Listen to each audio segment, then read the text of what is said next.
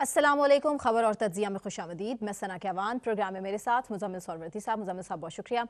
नाज़रीन, प्रोग्राम का आगाज़ अली अमीन गंडापुर वज़ीर आला केपी हैं और उनके एक और बयान के बाद इस टाइम तहलका मच चुका है। ख्वाजा आसिफ साहब ने भी उस बयान के बाद उनको तनकीद का निशाना बनाया है। अली अमीन गंडापुर जो कि अफगानिस्तान से खुद बात करने के हवाले से बात कर रहे हैं, क्या कह रहे हैं सबसे पहले आपको सुनवाते हैं।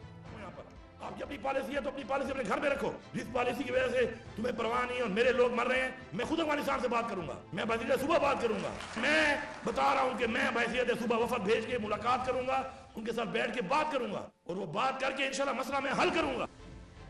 नाज़रीन, अली अमीन गंडापुर के इस बयान के बाद वज़ीर दिफा ख्वाजा आसिफ ने उनके इस बयान को कौमी सलामती के लिए बड़ा खतरा करार दे दिया है। ख्वाजा आसिफ साहब क्या कह रहे हैं, पहले वो सुनवा लेते हैं आपको। आज सीएम केपी का बयान आया है कि हम खुद जो है अफगानिस्तान से मुज़ाकरात करेंगे। ये फेडरेशन के ऊपर डायरेक्ट हमला है। कोई सूबा जो है वो किसी मुल्क के साथ डायरेक्ट मुज़ाकरात नहीं कर सकता। ये कॉन्टिन्यूशन है उसी खिताब की जो उन्होंने आज से 4 दिन पहले जो है जलसे में किया। ये ज़हर कातिल है इस मुल्क के लिए, जिस रास्ते के ऊपर सीएम केपी जो है खुद चल रहे हैं और साथ अपनी पार्टी को चलाने की कोशिश कर रहे हैं।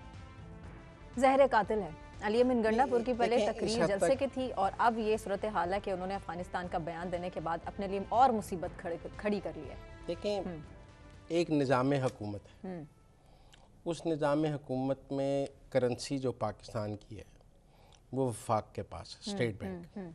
कोई सूबा कह सकता है कि मैं अपनी करेंसी खुद निकालूंगा, आज से मेरे सूबे में कोई और करेंसी होगी। इसी तरह फॉरेन ऑफिस, खारजा पॉलिसी वो मुल्क की है। मतलब फ़र्ज़ कर लें अगर मुल्क के अफ़गानिस्तान से अच्छे ताल्लुकात नहीं हैं तो कोई सूबा कह सकता है कि हमारे बहुत अच्छे हैं, हम पाकिस्तान की नहीं सुनते, हम तो सुलह करेंगे, पाकिस्तान की बेशक लड़ाई रहे। लेकिन कुछ चीज़ें वफाक के पास हैं, फ़ौज वफाक की है, कोई सूबा अपनी फ़ौज बना सकता है? नहीं बना सकता। कल को कोई सूबा के मैं अपनी फ़ौज अलग बना लूँगा, कोई सूबा फ़ौज एक होगी। इस तरह कुछ काम वफाक के पास हैं जो कौमी वहदत की निशानी है, एक कौम और एक मुल्क होने की निशानी है कि आपका एक मुल्क इसी बुनियाद पर है कि आपकी एक करेंसी है, आपका एक झंडा है, आपकी एक खारजा पॉलिसी है। आप समझिए ना, क्या कल को केपी जो है वो मुख्तलिफ मुल्कों में अपने अलग सफ़ीर कहेगा और कहेगा कि ये केपी के सफ़ीर हैं वहाँ पे, हम पाकिस्तान के सफ़ीरों को नहीं मानते।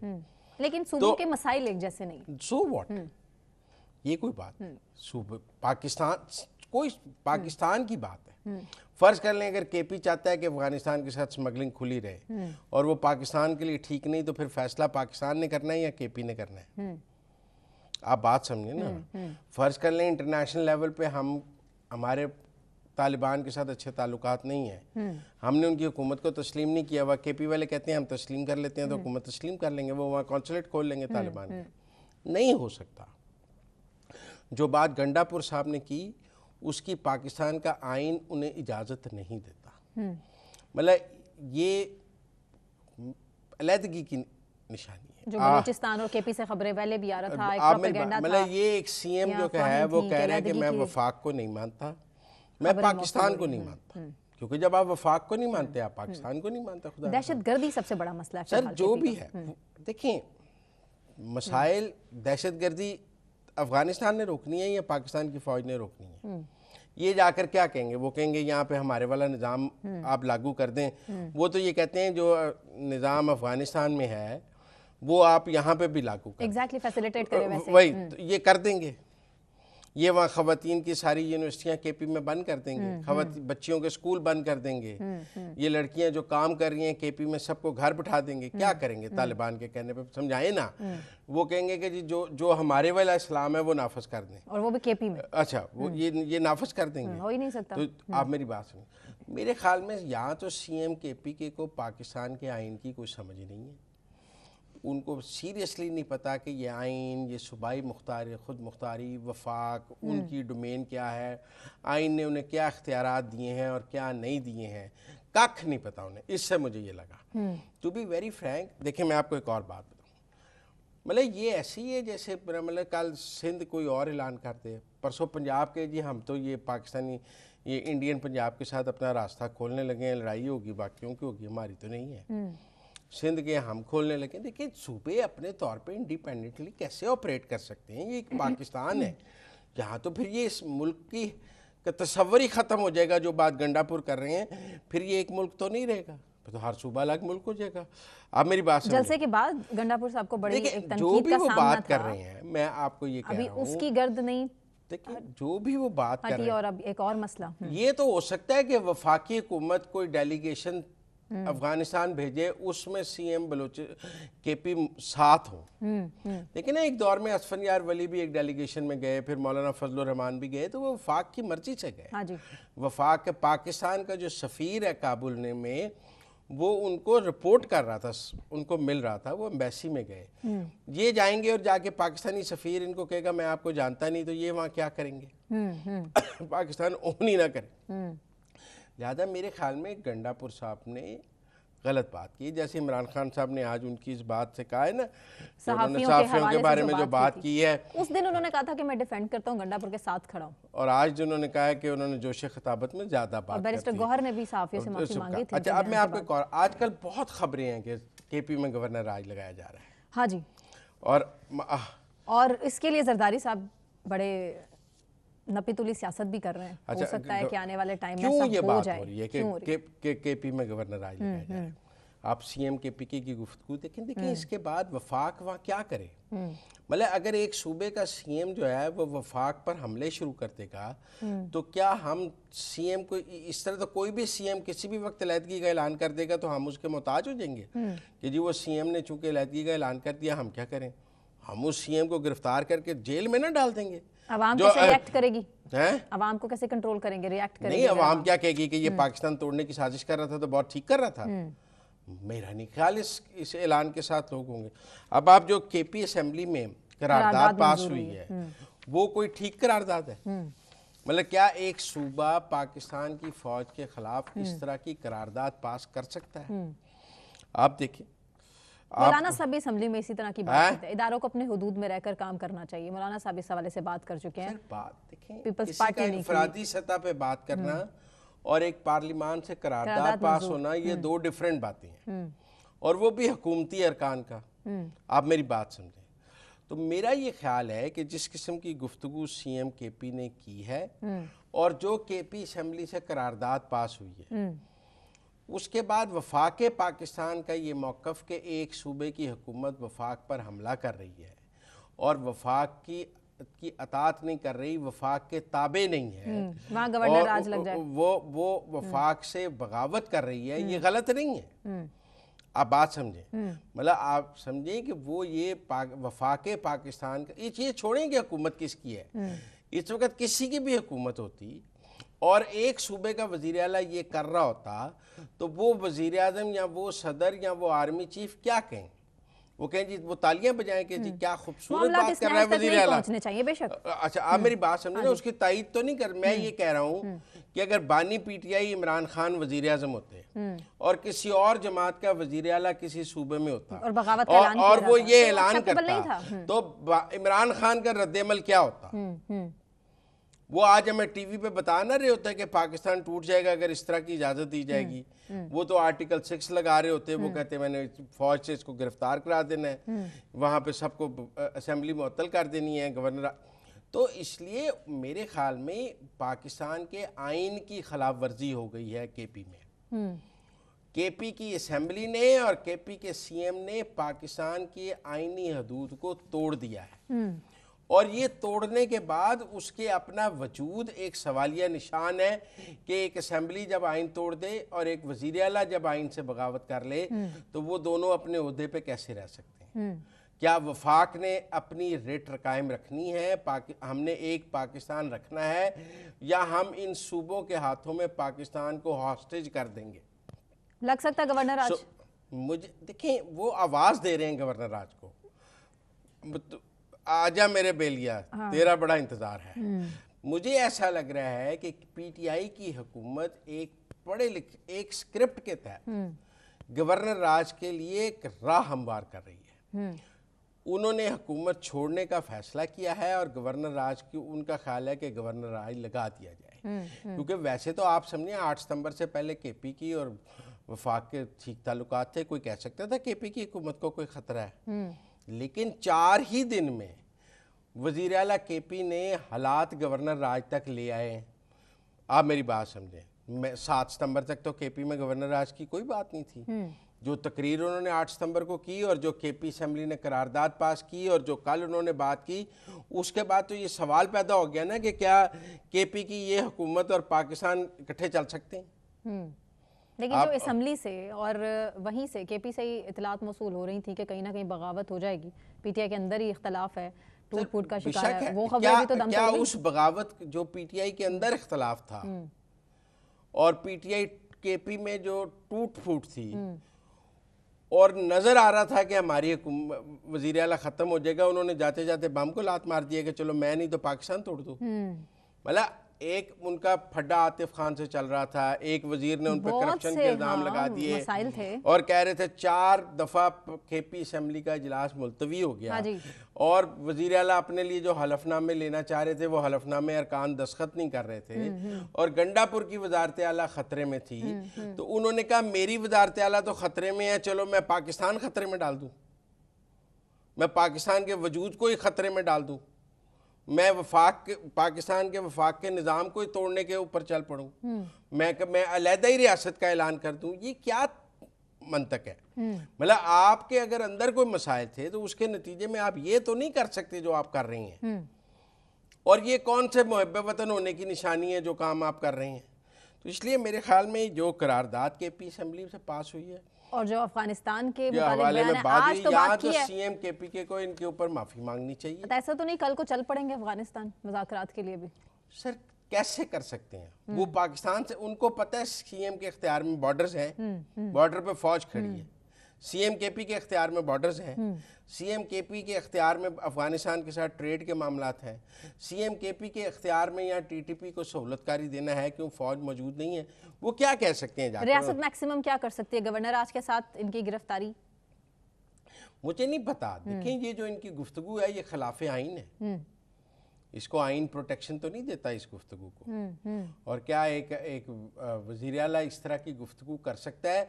और अगर हमने ये रिवायत डाल ली कि वज़राए आला वफाक को चैलेंज करेंगे और इस तरह करेंगे और वो कहेंगे हम अपनी 1.5 ईंट की मस्जिद बनाते हैं, तो आने वाले वक्त में बड़ा मसाइल पैदा होंगे। कल दूसरे लोग इसका प्रेसिडेंट बना के अपना काम करेंगे। लिहाजा इसको तो एक मिसाल बनाना चाहिए ताकि आइंदा कोई ऐसी जुर्रत ना कर सके। मौलाना फजल रहमान साहब भी, हाँ, आईनी तकमील की बड़ी बात हो रही है। जी जी जी जी मौलाना फजल रहमान साहब फिलहाल पहले सुन लेते हैं कि क्या क्या रहे हैं उस पर, उसके बाद तबसरा करते हैं।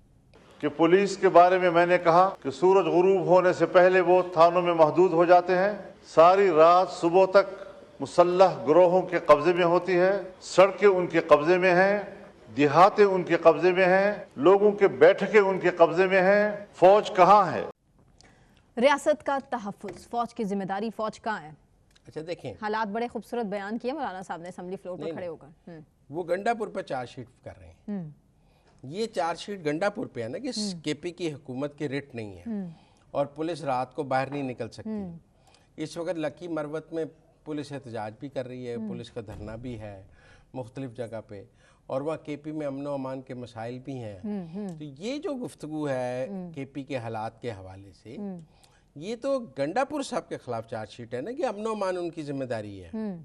एक तरफ वो कहते हैं कि मैं कोई ऑपरेशन नहीं होने दूंगा, बयान तो उनका पहले भी आए थे, ऐलाना तो उन्होंने पहले भी किए थे, स्ट्रेंथन करेंगे पुलिस को। एक तरफ आप कहते, मौलाना फजलुर रहमान तो कह रहे हैं फौज कहाँ है, फौज को एक्शन लेना चाहिए। लेकिन जब फौज ऑपरेशन का ऐलान करती है तो आप कहते हैं हम केपी में ऑपरेशन नहीं होने देंगे। अच्छा, और गंडापुर भी कहते हैं और मौलाना फजलुर रहमान भी कहते हैं।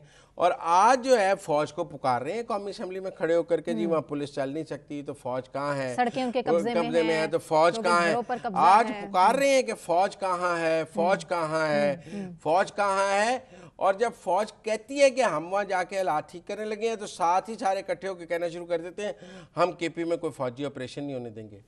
बगैर ऑपरेशन के ये फौज क्या इस्लामाबाद में बैठ के रिमोट कंट्रोल से केपी के हालात ठीक कर दे इनको? आप मेरी नहीं मुज़ाकरात भी तो किससे? दहशतगर्दों से? खुद कर लें जाके। मेरा मतलब है दहशत गर्दों से मुज़ाकरात करने के नतीजे में आपने दहशत गर्दों को तहफ़्फ़ुज़ देना है। गंडापुर साहब इसी तकरीर में कह रहे थे कि जेल से किसने छोड़ा दहशत गर्दों को। उनकी हुकूमत में भाई जनरल फैज़ ने छोड़ा, वज़ीर आज़म इमरान खान थे। उन्होंने कहा देख लूंगा। अच्छा नहीं, अब वो कहते हैं जिन्होंने मेरा सॉफ्टवेयर अपडेट किया मुझे मैं भी भी आता है सॉफ्टवेयर सॉफ्टवेयर अपडेट अपडेट करूंगा करना ना। आता है, हाँ। भले ये गुफ्तगू कोई, मेरा मतलब है यहाँ तो गंडापुर साहब हिम्मत और हौसला पैदा करें मजीद और उस दिन रात बताएं कि मैं कहाँ था, मैं किस किस से बात कर रहा था, किसके पास मौजूद था। उन्होंने कहा मैं अकेला था और मेरे इर्द गिर्द वक्फे वक्फे से बहुत सारे लोग। तो नाम बताएं उनके, मतलब जो बंदा उनको मिलने आया उसने कहा अस्सलाम वालेकुम, मैं मोहम्मदीन, मैं कमालदीन, मैं जमालदीन। ये जलसे में आपने क्या बोला ये जरा बता दे, ये भी पूछा उन्होंने क्या कि जरा जलसे में आपने जो कुछ बोला आपको बोलना चाहिए था, ये भी पूछा गया गंडापुर से। नहीं, जलसे आप पर बात देखिए, हुई, उनके होता क्या है, एक्शंस पर बात लोगों हुई। को बेवकूफ ना बनाया जाए। यहाँ तो गंडापुर साहब आप हिम्मत पैदा करें और उस रात की सारी दास्तान एक प्रेस कॉन्फ्रेंस में सुना दें। एक और मसला खड़ा हो जाए। अच्छा, और जब आप में वो दास्तान सुनाने की हिम्मत नहीं है और आप इस तरह वफाक पर हमला करेंगे तो ये गलत है। और आप अपने सूबे के हालात देखें, उस दिन खुद मतलब उन्होंने कहा कि लकी मरवत के इशू पे और जगह मुझे फ़ौज से बात करनी पड़ेगी। जब बानी पीटीआई ने कहा आज से हम एस्टेब्लिशमेंट से गुफ्तगू के दरवाजे बंद कर रहे हैं, तो फिर गंडापुर साहब की तरफ से ये ऐलान नहीं आया कि हम तो करेंगे क्योंकि हमारे यहाँ अमन अमान के मसाइल हैं, लकी और लॉ एंड ऑर्डर है, इस पर तो एस्टेब्लिशमेंट से बात करनी पड़ेगी। तो ना आपका गुजारा है उनके बगैर, एक दिन आप हुकूमत उनके बगैर नहीं कर सकते और आप उनको गालियाँ निकालने का भी कोई मौका जाने नहीं देते। तो ये कोई ठीक निज़ाम नहीं है मेरे ख्याल में। ठीक, मुज़म्मिल साहब, मौलाना फजल रहमान के हवाले से एक और भी एक्सटेंशन की स्टेटमेंट है जो उन्होंने असेंबली फ्लोर पर ही बात की है कि एक्सटेंशन मिलनी किसको चाहिए, इस पर बात करेंगे लेकिन एक ब्रेक के बाद हमारे साथ रहिए।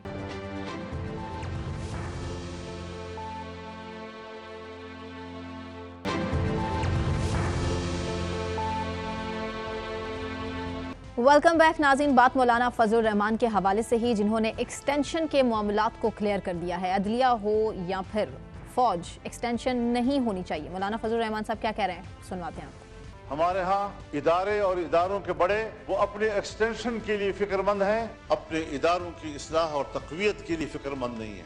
एक्सटेंशन का अमल अगर फौज के अंदर है तब भी गलत है, अगर अदलिया के अंदर है तब भी गलत है, अगर सिविल ब्यूरोक्रेसी के अंदर है तब भी गलत है। तो कल पार्लियामेंट भी मुतालबा कर सकता है कि 5 साल के बाद हमें भी 5 साल की एक्सटेंशन दी जाए। अगर कोर्ट को हक हासिल है, अगर फौज को हक हासिल है, अगर ब्यूरोक्रेसी का हक हासिल है, पार्लियामेंट तो सुप्रीम है, उसको तो बदरजा औला हक हासिल होगा। मुज़म्मिल साहब, आइडियल सिचुएशन तो यही है, फिर पार्लियामेंट ही क्यों पीछे रह वो जाएगी। अज़राए मजाक में उस आइन में गुंजाइश नहीं है। लेकिन मेरे ख्याल में आजकल गुफ्तगू हो रही है पार्लिमानी आइनी तरमीम के हवाले से। ये उन्होंने पोजीशन अपनी वाजे की है, कोई एक्सटेंशन पे नहीं की है, उन्होंने आइनी तरमीम पर अपनी पोजीशन वाजे की है कि अगर कोई कॉन्स्टिट्यूशनल अमेंडमेंट ऐसी आ रही है जिससे काजी फैज़ ईसा को एक्सटेंशन दी जा रही है तो वो इसका हिस्सा नहीं। कोई जजों की उम्र में तौसीक की जा रही है तो वो इसका हिस्सा नहीं, क्योंकि बहुत बातें की जा रही हैं कि जी हुकूमत ने वोट पूरे कर लिए। मौलाना साहब को मना लिया, रोज हम एक आध स्टोरी देखते हैं कि जी वोट पूरे हो गए हैं और अगले 2 दिन में आईनी तरमीम आ रही है, अगले 3 दिन में आईनी तरमीम आ रही है, पीटीआई के भी आ गए नुमाइंदे, सब लोग आ गए। तो अगर इसका मतलब है क्या माइनस फजल रहमान वोट पूरे हुए हैं, फिर तो बहुत खतरनाक बात है। या फिर हुए ही नहीं, या फिर नहीं हुए। देखिए ना, अगर वोट पूरे हुए हैं और माइनस फजल रहमान हुए हैं तो फिर तो तरीक़ इंसाफ का बिस्तर गोल है। क्योंकि अगर फजल रहमान के साथ तो कोई 3-4 वोट चाहिए थे, फजल रहमान के बगैर तो 14-15 वोट चाहिए, 8 इनके भी, 4-5 वो भी। तो अगर उधर से 14-15 टूट गए हैं तो फिर तो और बात है। तो मेरे ख्याल में जब तक वो क्या कहते हैं कि चांद चढ़ेगा कुल आलम देखेगा, हाँ जी। जब आईनी तरमीम आएगी और कौन कौन टूट गया, अब हम यहाँ इस टीवी पे बैठकर क्या सराई शुरू कर दें कि फलां टूट गया, फलां टूट गया। कोशिशें भरपूर की गई हैं जी, इस लेकिन वक्त टूटे मैं नहीं इस्लामाबाद में काम आईनी तरमीम पर ही हो रहा हाँ है। ये इजलास बुलाए आईनी तरमीम के लिए ही रात गए बैठकें जो चल रही हैं वो जो इसी के लिए चल पार्लियामेंट सेशन, कौमी असेंबली और सेनेट दोनों चल रहे हैं। अब अगर वोट पूरे ना हो और इजलास मुलतवी कर दिया जाए, आपको पता है मुश्तरका इजलास भी रोका हुआ है इसलिए, तो कल बिलावल भी शहबाज शरीफ को मिले हैं। तो इस्लामाबाद में बाज़गश्त तो चल रही है आईनी तरमीम के हवाले से। लेकिन मौलाना के पास जरदारी भी गए, मौलाना के पास शहबाज शरीफ भी गए, मौलाना के पास मोहसिन नकवी साहब मुसलसल चक्कर लगा रहे हैं। कल ऑपोजिशन की तरफ से मोहम्मद अली दुरानी भी गए कि आप ना जाएं। और बड़ी भारी पेशकश जो है वो की गई है मौलाना फजलुर रहमान साहब को, देखिए ये भी अभी सुनने तक तो में आया। मौलाना ने कोई पेशकश नहीं मानी। हाँ। आज मौलाना ने जो कौमी असम्बली अपनी पोजीशन वाज़ेह की है, इससे तो फिर अगर वो वोट डालेंगे तो बहुत बड़ा ही यू टर्न हो जाएगा, और इतना बड़े यू टर्न की मौलाना से तवक्को नहीं है। वो तो बानी पीटीआई से तवक्को है, मौलाना से तो नहीं है हमें इस तरह के यू टर्न। लेकिन तरीके इंसाफ मेरा ख्याल है के जो अगर वोट रहनुमा हैं, पूरे हैं तो टूट फिर वो भी मौलाना नहीं के बगैर ही पूरे हैं, मौलाना के साथ वोट पूरे नहीं हो सकते। पीटीआई के रहनुमा भी नहीं टूट रहे। और अब तो फिर खान आईने साहब ने में तो रडियाला जेल से कहने हैं? कोई जाके दिखाए, खिलाफ जाके दिखाए, अंदाज को बस टिकट नहीं देखें मिलेगा। अब कोई खिलाफ जाए। अभी तो देखें वो बानी पीटीआई के फौजी तहवील के आर्मी ट्रायल के हवाले से भी पिटीशन अदालत हुई है। में भी उसकी अदालत ने उसका भी जवाब मांगा है। तलब कर आज लिया। 190 मिलियन पाउंड में बरियत की दरखास्त मुस्तरद भी मुस्तरद हो हुई गई है बुशरा बीबी की भी। केपी में गवर्नर राज की भी बातें हैं। तो बहुत सारे काम जो है नेक्स्ट सख्ती वीक करने में जा रही है ना रियासत, हाँ? सख्ती करने जा रही है ना, नहीं इसके अलावा तो PTI कोई वाले और तो चीज बहुत नजर नहीं आ नरमी रही कर ना। रहे हैं, फौज के खिलाफ करारदाद पास कर रहे हैं। वो तो शीरो शक्कर है, वो तो उनकी तो तकारीर से मोहब्बत ऐसे फूट रही है, जवाब में कोई नहीं उनसे मेरा मतलब ने इजाजत है। क्या इतनी दी गालम जलसे गलूच की? वो कर रहे हैं, उसके जवाब में कहा क्या जाए। एस्टैब्लिशमेंट मेरा ने मतलब आप जलसे की समझे, ताली इजाजत दोनों क्या हाथों दी से कि बजती जलसा है, जलसा होगा? आपको उस वाले हाथ की ताली नजर नहीं आती है। जलसा मौखर भी कर दिया ना, कल जो एहतजाज था वो भी तहरीक इंसाफ ने मौखर कल किया। का जो जुम्मे का एहतजाज है वो मौखर किया है तहरीक इंसाफ ने। मेरा ख्याल है वो अरकान के प्रोटेक्शन ऑर्डर हो गए, अरकान आ गए, उनकी वापस आ गए। गिरफ्तारियों पर एहतजाज था, तो पीटीआई ने कहा फिर एहतजाज करेंगे, फिर पर्चे हो जाएंगे, फिर पकड़े जाएंगे। अच्छा, तो मेरा मतलब है कि पहले ही बड़ी मुश्किल लेकिन रिहाई लाहौर है। के जलसे के लिए कॉन्फिडेंट है सलमान अकरम राजा साहब। हाँ लाहौर के जलसा इजाजत एक बहुत- मिले ना मिले लेकिन निकलेंगे। मैं समझता हूँ कि लाहौर के जलसे के लिए किसी को अटक केपी से जत्था लाने की इजाजत नहीं होगी। पंजाब के अपने लोग निकलेंगे, वो निकलने देंगे नहीं। तो फिर क्रैकडाउन केपी से लाने नहीं देंगे और पंजाब के निकलेंगे नहीं। अगर ये मेरा आपका इत्तेफाक है? बिल्कुल। अच्छा ठीक है ना। तो मेरा नहीं ख्याल कि गंडापुर या किसी को भी अटक के पुल से कोई जत्था ला के लाहौर में जलसा करने की इजाजत दी जाएगी। कॉन्फिडेंट कैसे है पीटीआई के फिर भी जलसा देखें करेंगे लाहौर? कॉन्फिडेंस तो अभी 21 में बहुत दिन है ना, अभी हो तो आज सकता है 12 ये भी हो जाए। है, बहुत चीजें अभी 12 तक तो पता नहीं केपी में क्या हो जाना क्योंकि है। जिन लोगों ने ठान ली ना कि लाहौर में तो नहीं करने देंगे जलसा, नहीं पंजाब कर में तो नहीं लेंगे, करने कर देंगे। सकते हैं, तो ये घोड़ा वो और तो नहीं घोड़ा होने देंगे। देखेंगे। अब मैंने केपी से बंदे ला के नहीं करने देंगे, ढोल ये मैं मुत्तफिक हूँ। ढोल बैंड बाजा बारात। केपी के वो जो ख्वाजा आसिफ ने कहा ना अटक का पुल नहीं क्रॉस करने देंगे, वो बात ठीक है।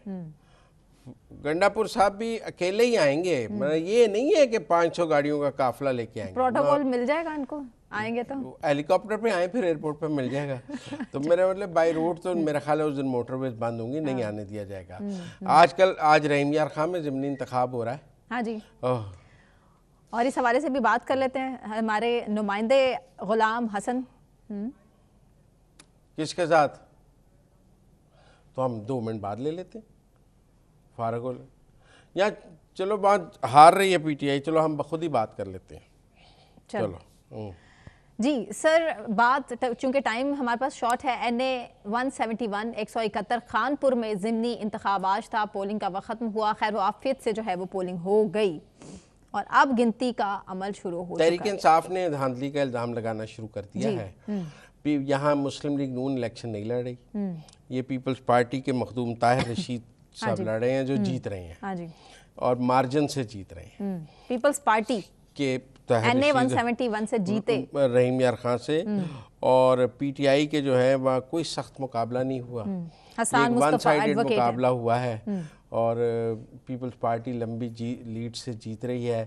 पीटीआई वाले कह रहे हैं कि जी हमें वोट डालने नहीं दिए गए, जो एक धांधली की बातचीत है। लेकिन मेरा ख्याल है आईनी तरमीम के लिए 1 वोट और बढ़ गया, क्योंकि परसों ये आप मेरी बात समझे ना। जिस आईनी तरमीम की हम बात कर रहे हैं उसमें ये 1 वोट हुक्मरान इत्तेहाद का आज और बढ़ जाएगा और पीटीआई का 1 वोट और कम हो जाएगा। कुल जो वोटर्स थे 5,26,973। अब देखिए ना जी, 301 पोलिंग स्टेशन है, लेकिन अब जब तक मैं और आप गुफ्तगू कर रहे हैं और जब ये प्रोग्राम चल रहा है तब तक तो पीपल्स पार्टी जीत रही है। हाँ जी, और जितवाया गया पीटीआई है। ये सीट हार रही है। वैसे जितने भी ज़िमनी इंतखाबात हुए हैं ना पंजाब में और सिंध में, पीटीआई सारे हारी है वो और ये बुरी क्लेम तरह करते हैं कि हारी धांधली हुई, क्योंकि अब इनकी तो हुकूमत आ गई सीधे, तो उन्होंने बुरी तरह धांधली हारी की, है। खुल के की। मेरा मतलब है लंबी लीड से हारी है, पहले लाहौर हर जगह वो हारे हैं। आज रहीम यार खां का भी जो ज़िमनी इंतखाब है वो मेरे ख्याल है सबको इस्लामाबाद में मसरूफ़ रखा, पीटीआई वालों को गवर्नमेंट ने पीपल्स पार्टी जीत गिरफ्तार, जाएगी। पीपल्स पार्टी ने, और इधर इंतखाब करा लिया है। किसी पीटीआई की तवज्जो नहीं थी NA 171 पे, क्योंकि वो सब तो इस्लामाबाद गिरफ्तारियां और जलसे, भाई आपने जलसा करना था तो आप रहीम यार खां में करते जहां इंतखाब हो रहा था। नाज़रीन, NA 171 खानपुर में ज़िमनी इंतखाब पुरअमन हुए या नहीं, हमारे साथ गुलाम हसन नुमाइंदा हम न्यूज़ रहीम यार खान से मौजूद हैं, उनसे पूछ लेते हैं। गुलाम हसन, बताइएगा कि दिन भर सूरत हाल पोलिंग की क्या रही, टर्नआउट क्या था? देखिए, अब तक जो टर्नआउट हुआ है वो आज सुबह से ही, क्योंकि ये रहीम खान चूंकि मजाफती इलाकों पर हल्का मुश्तमिल है NA 171, तो सुबह से ही जो है पोलिंग का अच्छा नहीं, गुलाम हसन साहब आप हमें बताएं जीत कौन रहा है?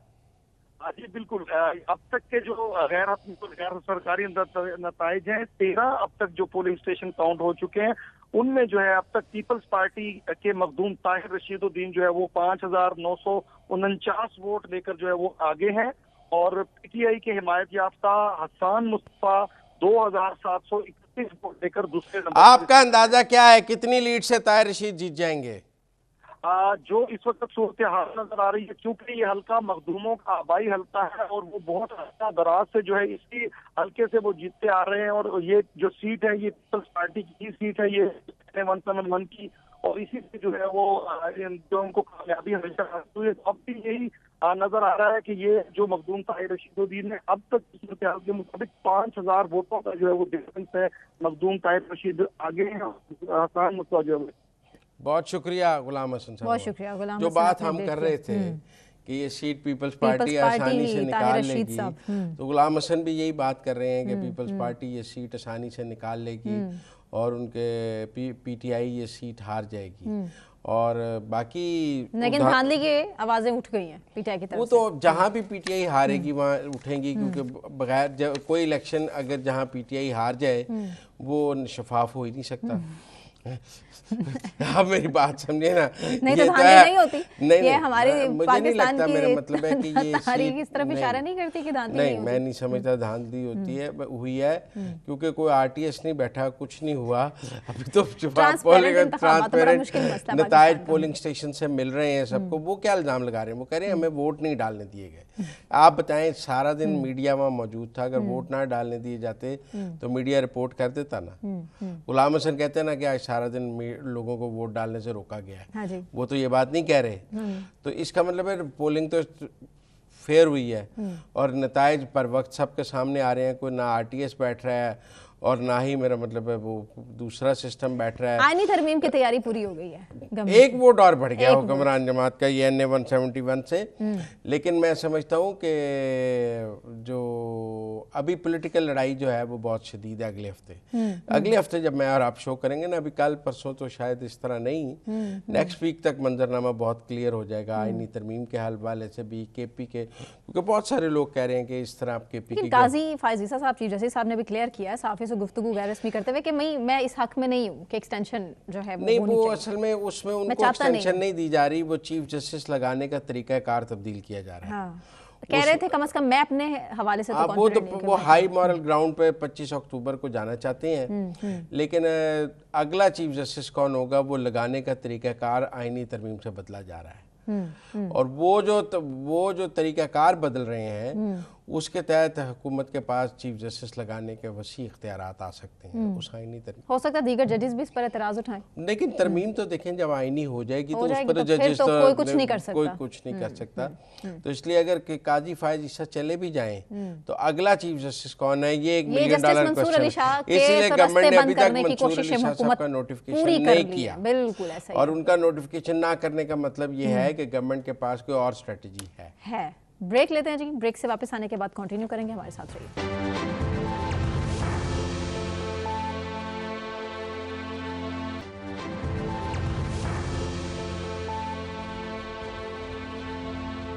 वेलकम बैक नाज़रीन। FBR ने मिनी बजट की तैयारियां शुरू कर दी हैं, जिसमें टैक्स नादहिंदगान के अकाउंट मुंजमद करने के साथ साथ गाड़ियां और जायदाद खरीदने पर भी पाबंदी जैसी सख्त तजावीज़ शामिल की गई हैं, इसी पर बात करेंगे। माहिर मुआशियात डॉक्टर फ़ारूक सलीम साहब ने हमें ज्वाइन किया है। Sir, thank you so much for joining us. Muzammil साहब, over to you. Farooq Saleem साहब, दो टॉपिक्स पे आपसे बात करनी है। पहले तो शरह सूद 2% कम हुई, लोग ज़्यादा एक्सपेक्ट नहीं कर रहे थे। मतलब जब आप इन्फ्लेशन 9.6 पे कर रहे हैं तो शरह अभी भी 17.25% पे है। मुज़म्मिल साहब, कोई 8 दर्जन सेंट्रल बैंक हैं दुनिया भर में, और सभी का जो गोल नंबर 1 कहलाता है, अव्वलीन जो गोल है, अव्वल गोल जो है, वो महंगाई की शरह को कंट्रोल करना है। तो अगर आपने किसी भी रियासती इदारे को उसकी कामयाबी या उसका फेलियर को जांचना है तो आपने नताइज देखने। मेरे नज़दीक स्टेट बैंक ने पिछले साल भर में, 2 साल भर में बहुत ज़बरदस्त पॉलिसी इख्तियार कर रखी है। आप याद कीजिए कि मई 2023 में जो शरह थी महंगाई की, वो कोई 37% के करीब आ रही। तो किस खूबसूरती से तकरीबन साल 1.5 साल के अंदर उसको सिंगल डिजिट पे ले आया है स्टेट बैंक, और वो उसने जो अपना हथियार इस्तेमाल किया है वो ये रेट ऑफ इंटरेस्ट। मैं समझता हूँ कि जो कदम इस वक्त स्टेट बैंक ने उठाया है 200 बेसिस पॉइंट का, स्टेट बैंक मुझसे एटलीस्ट और जो बाकी लोग इस पर तनकीद कर रहे हैं, मैं समझता हूँ कि वो उनसे बेहतर जानता है। उसने उन सब फोर्सेस से बेहतर काम करके दिखाया है। और नहीं, देखें फ़ारूक साहब, जब शरह सूद बढ़ाई गई तो कहा गया कि चूंकि महंगाई बढ़ गई है लिहाजा शरह सूद बढ़ा दी है। अब लोग सवाल करते हैं कि आप महंगाई कम हो गई है तो अब शरह सूद उस तरह कम नहीं हो रही है। मतलब जब आपने तलवार चलानी थी तो आपकी धार बहुत तेज थी, और जब आपने रिलीफ देना है तो आपकी धार उस तरह काम नहीं कर रही है। मुज़म्मिल साहब, ये लोग जो कह रहे हैं, क्या उन्होंने इकोनॉमिक्स पढ़ रखी है? क्या उन्होंने बाकी दुनिया के ममालिक और सेंट्रल बैंक से कोई सबक सीख रखा है? देखिए, ये इतना सिंपल मामला नहीं है कि आपके पास 9% अपनी इन्फ्लेशन आ गई तो आप जो है इंटरेस्ट रेट कितना नीचे कर देंगे। इसमें फॉरवर्ड लुकिंग होती है, इसमें इन्फ्लेशन की कर्व इस्तेमाल होती है। तो ये कोई कॉम्प्लेक्स मामला नहीं है। ये कॉम्प्लेक्स मामला है, यहाँ मैं आपको कोई इकोनॉमिक्स सिखाने नहीं आया हूं। फिर इसका दूसरा मौक़िफ़ ये है कि 9.6 वाला नहीं, फिर फ़ारूक साहब लोग कह रहे हैं स्टेट बैंक ने बहुत खूबसूरत किया है। नहीं, फिर लोग कह रहे हैं कि 9.6 वाला फिगर जाली है। मैं जाली की बात नहीं कर। देखिए, स्टेट बैंक के नजदीक सिर्फ इमीडिएट इन्फ्लेशन नहीं है, यहाँ पे कर्व को किस तरह टेम करना है, यहाँ पे फॉरवर्ड लुकिंग रेट क्या होगा, यहाँ पे फॉरवर्ड इन्फ्लेशन रेट क्या होगा। आप इकोनॉमिक्स को बहुत सिंपल बना लेते हैं। ये वो लोग सवाल उठाते हैं जिन्होंने इकोनॉमिक्स नहीं पढ़ी। मैंने शुरू में कहा कि नताइज क्या निकले हैं। स्टेट बैंक ने जो काम करके दिखाया है, जो उसकी अव्वलीन तरजीह थी, वो नताइज बहुत खूबसूरत निकले। अच्छा, अब एक और भी आ गया, क्योंकि IMF का स्टाफ लेवल एग्रीमेंट के बाद वो बोर्ड में तो उसको लेके जा नहीं रहे, और उसकी मुख्तलिफ रोज़ एक नई कहानी आती है। कई दफ़ा कहते हैं कि जी वो जो हमारे एक्सटर्नल लोन्स हैं वो रोल ओवर नहीं हुए, फिर कहते हैं FBR अपने टारगेट पूरे नहीं कर सका। अब ये कह रहे हैं कि चूँकि हम नॉन फाइलर से टैक्स नहीं ले सके और हमारी ताजर दो स्कीम भी नाकाम हो गई है, तो अब एक नई कानून साजी जिसे फिनंशियल बिल की बात कर रहे हैं, जिसमें नॉन फाइलर्स के लिए वो कह रहे हैं कि ना वो घर ख़रीद सकेंगे, ना गाड़ी ख़रीद सकेंगे, ना उनके बिजली के कनेक्शन ख़त्म कर दें, गैस के कनेक्शन ख़त्म कर दें, मतलब और उनके बैंक अकाउंट मुंजमद कर दें, क्योंकि सिमें बंद करने वाला तो काम नहीं चला ना। आपने सिमें बंद करके देख ली, उसके नताइज नहीं आए, तो वो कहते हैं आप बाकी सब कुछ उनका बंद कर दें जब तक वो रिटर्न फाइल ना करें। देखिए, हुकूमत तो चाहेगी उन सबको जहर की गोली दे दी जाए, और वो जहर की गोली देनी है या बंदूक की गोली मारनी है। आप अंदाजा कीजिए कि अगर बीमारी दिल की हो मुज़म्मिल साहब, और आप गुर्दों का इलाज शुरू कर दें, तो क्या वो बीमारी दूर हो जाएगी? यहाँ पे बीमारी टैक्स की कलेक्शन नहीं है, यहाँ पे बीमारी हुकूमती नुकसानात है। आप अंदाजा कीजिए कि 500 अरब रुपए का हुकूमत नुकसान करती है सिर्फ और सिर्फ बिजली के शोबे में। 500 अरब की गैस चोरी हो जाती है, कोई 150 से 200 अरब की गंदम हुकूमती जो गोडाउन है उनसे वहां से चोरी हो जाती है। सिर्फ PIA जो है वो 20 करोड़ रुपए का रोजाना की बुनियाद पे नुकसान करता है, और हम इन सब बीमारियों का हल ढूंढने निकलते हैं कि चले टैक्सेस बढ़ा देते हैं।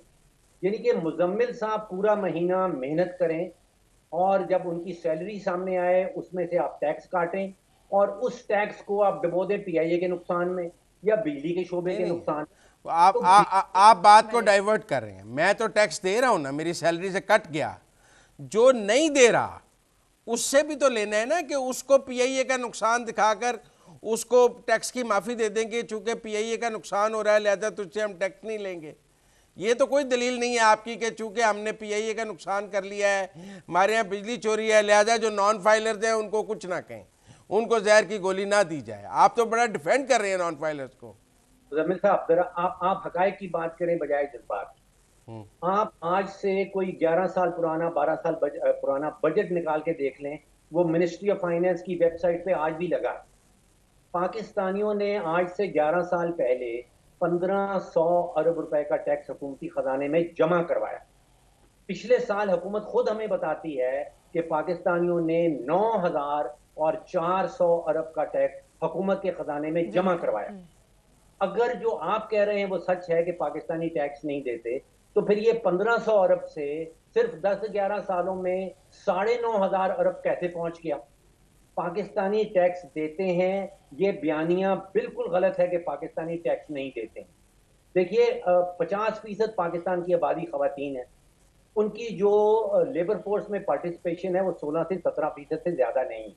तो जो खातून काम ही नहीं करती उससे आप टैक्स तो वसूल नहीं कर सकते। 40% पाकिस्तान की आबादी शराय गुर्बत से नीचे रह रही है। जो शराय गुर्बत से नीचे रह रहा है उससे आप टैक्स तो वसूल नहीं कर सकते। 66% आबादी पाकिस्तान की 33 साल से या उससे कम उम्र की है। अब वो क्या पैसे कमाएंगे और क्या आपको टैक्स देंगे? मेरा कहना यह था कि हर दुनिया के मुल्क में ऐसे लोग होते हैं जो टैक्स बचा लेते हैं। देखिए यहाँ पे एक तफरीक करना बड़ी जरूरी है। वो होता है टैक्स अवॉइडेंस, जिसको हम कहते हैं टैक्स बचा लेना, और एक होता है टैक्स इवेजन यानी कि टैक्स की चोरी। तो यहाँ पे टैक्स अवॉइडेंस तो हर दुनिया के मुल्क में होता है।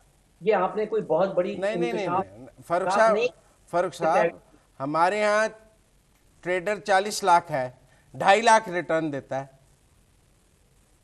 आप सोचिए कि यहाँ पे 80% टैक्स जो है वो हुकूमत की पॉलिसी के तहत इनडायरेक्ट टैक्स है।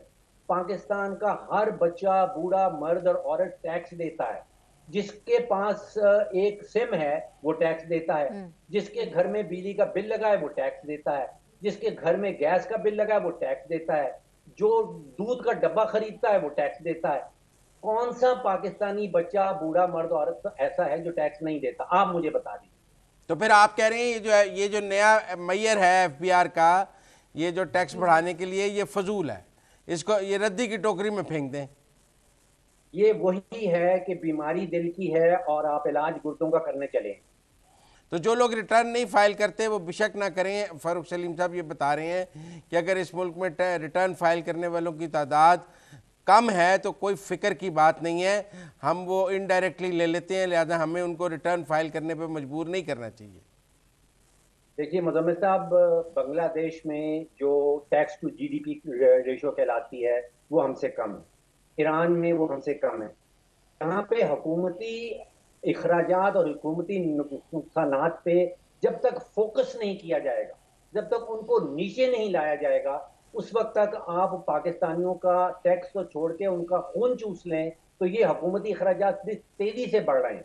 देखिए मैंने आपको कहा कि 11 साल पहले पाकिस्तानी 1500 अरब का टैक्स जमा कराते थे और पिछले साल हुकूमत ने हमें बताया कि 9500 अरब का टैक्स जमा हुआ है। आज से 11-12 साल पहले लेकिन IMF तो 9500 अरब से खुश नहीं है ना। आप देखिए आज से 11-12 साल पहले जो हुकूमती खर्चात थे वो तकरीबन 2500 अरब थे और आज वो पहुंच गए हैं कि 18000 अरब पे। तो जिस रफ्तार से हुकूमती नुकसानात बढ़ते चले जा रहे हैं उस रफ्तार से दुनिया के किसी मुल्क में भी टैक्स बढ़ाया नहीं जा सकता। तो नहीं, मैं आप एक बात ठीक कर रहे हैं कि नुकसान जो स्टेट ओन्ड एंटरप्राइजेज लॉस की हैं उनको ले ऑफ करना चाहिए, पीआईए की निजकारी होनी चाहिए, स्टील मिल ख़त्म होनी चाहिए, नुकसान के इदारे ख़त्म होने चाहिए, डिस्कोस बेच देनी चाहिए, मैं मुत्तफिक हूँ। पर ये जो आप कह रहे हैं ना कि जो लोग रिटर्न्स नहीं फाइल करते, जो अपनी टैक्स रिटर्न्स नहीं देते, जो पूरा टैक्स नहीं देते, उनको कुछ ना कहा जाए, इस हद तक मैं शायद आपसे मुत्तफिक नहीं।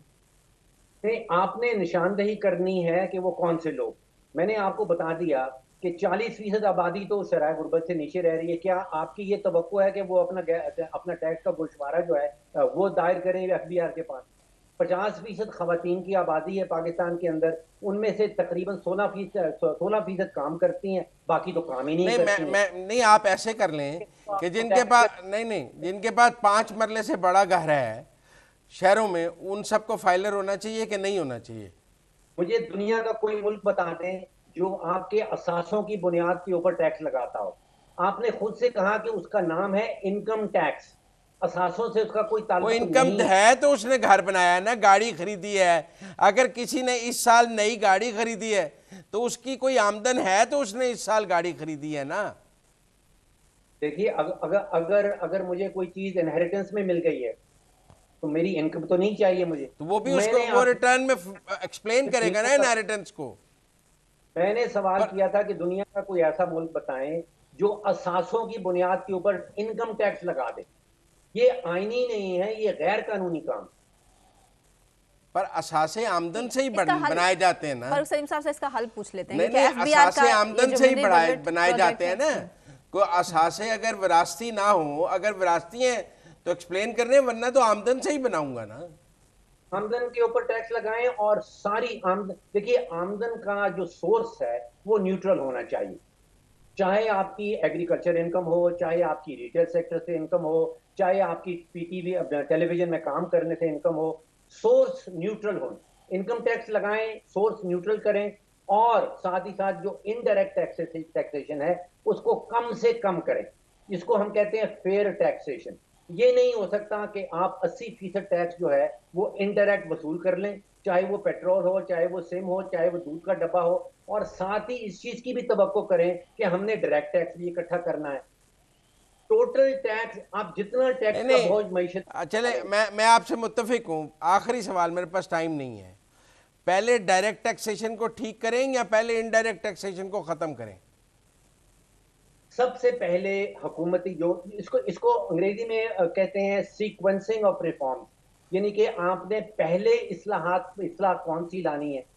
इस्लाह नंबर 1, हुकूमती नुकसानात खत्म करें, उसके बाद आप आए इनडायरेक्ट और डायरेक्ट टैक्सेशन को फेयर करने की तरफ। बहुत शुक्रिया फारूक सलीम साहब आपके वक्त का। इसी के साथ मुझे मुजम्मिल सरवर्दी साहब को और सना कहवान को इजाजत दीजिए। अपना बहुत ख्याल रखिए। अल्लाह हाफिज़।